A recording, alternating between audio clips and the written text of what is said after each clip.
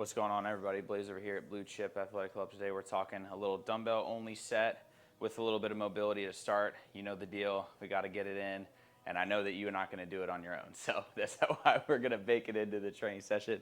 So we're going to go 45 seconds of work, 15 seconds of rest. We're going to go through 2 rounds of the following moves. First one's going to be a T push-up.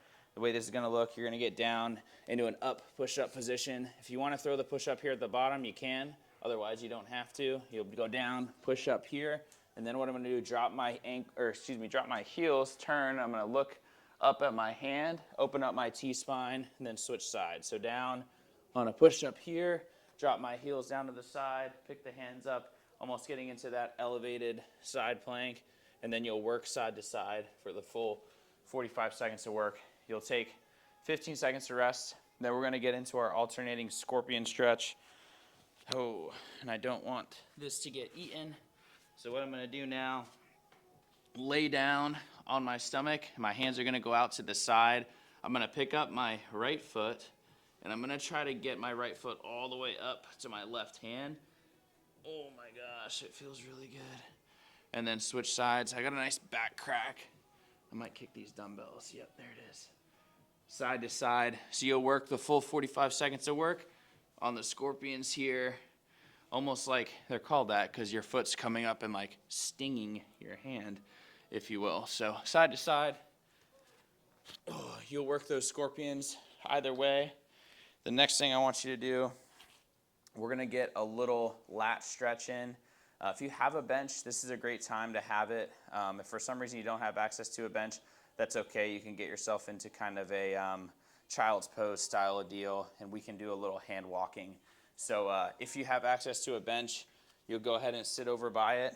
The way that I like to do these is you have your elbows here in the bench, and then you just drop your head down nice and low. And then I like to kind of walk, so I'm driving weight here, my head kind of into my right arm, and then I can switch sides, drive it into my left arm, and then again, bring my head nice and low, stretching those lats out. If for some reason you don't have access to a bench, that's totally okay. I'll get you into what we'll call child's pose, which yoga move for the yogis that have ever done this before. I'm just gonna sit back here in my hands, and I'm gonna on my feet. I'm gonna let my hands come out long in front of me. What I'm gonna do now is I'm gonna take my hands and I'm gonna walk them as far as I can to the left. So I'm walking like clock position way as far as I can over here. Now I'm just going to hold. After a couple of seconds, if you want to, you can try and go a little bit further. And I'm getting a nice stretch here in the shoulder. And then when you're done, if you had enough, go back to kind of neutral, call that 12 o'clock. And then you're going to walk your hands now the other way. Oh my gosh. Yeah, this feels good. And you're trying to walk like away and up, not just walking straight to the side. It's like up and away, like you're trying to get to like, as far off, like maybe a 45-degree angle as you can. Oh, baby. Okay, so after you get side to side there on your lat stretch, we're gonna move in to our last, but certainly not least move, which is gonna be our wall slide. What I'm going to do is I'm just going to stay kneeling. You can stand up if you want to. And we're just going to simulate that we have a band or a wall behind us. It's okay if you do not. Your hands are going to come back here, really, really pulling them back as far as you can. Imagine that you've got like a pencil here right between your shoulder blades. You're trying to squeeze it together.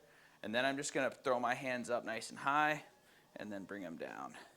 Hands up nice and high and bring them down. And you'll work that pattern for the full 45 seconds of work.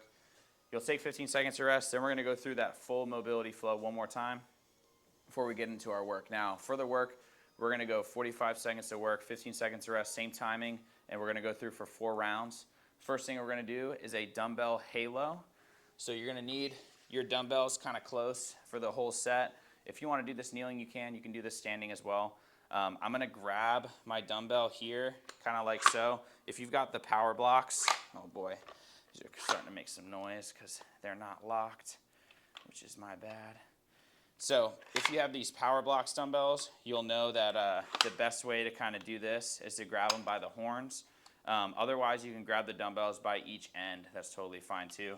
What you're gonna do now is you're just gonna start it here down in front of you, and then you're gonna come up all the way around your noodle. Oh, baby. And then down in front of you, and then you're gonna switch back the other way. Up all the way around the noodle, and then down in front of you. And you'll work for the full 45 seconds of work. Then you'll take your 15 seconds of rest. Next, we're gonna move into our Arnold Press.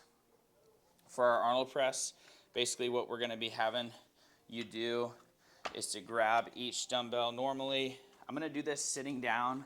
If you do this sitting down, it's gonna give you a lot of core activation. If your core is not ready for that, that is okay. Go ahead and do it from a bench instead of sitting down on the floor. But I like to sit down on the floor, give myself a bit more of a challenge.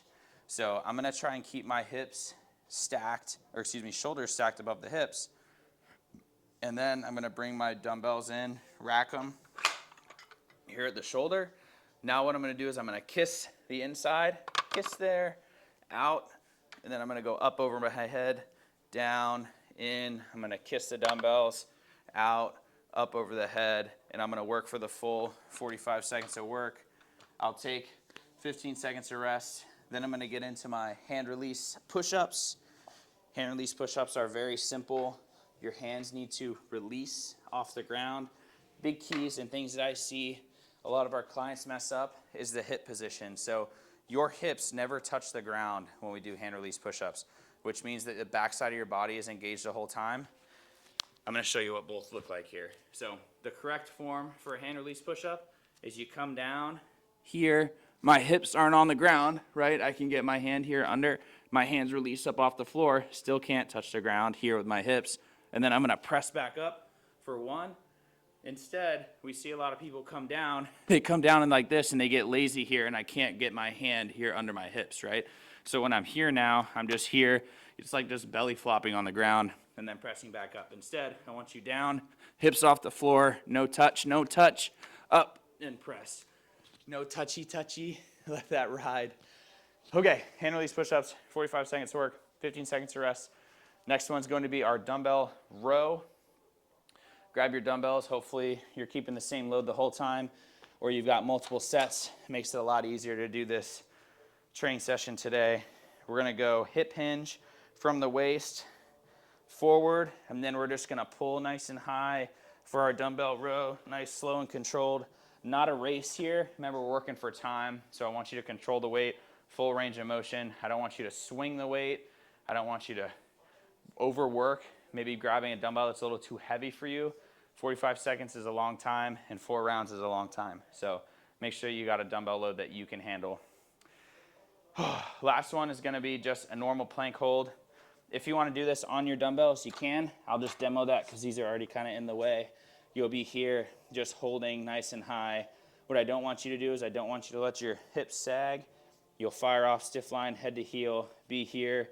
Almost if you want to, pressing the floor away, rounding the top of your back is okay, and staying nice and controlled throughout the core. So that's your movements for today. We're gonna go 3 more rounds after you get through the first one. Good luck, let me know how you guys do. We'll see you in the next video. Later.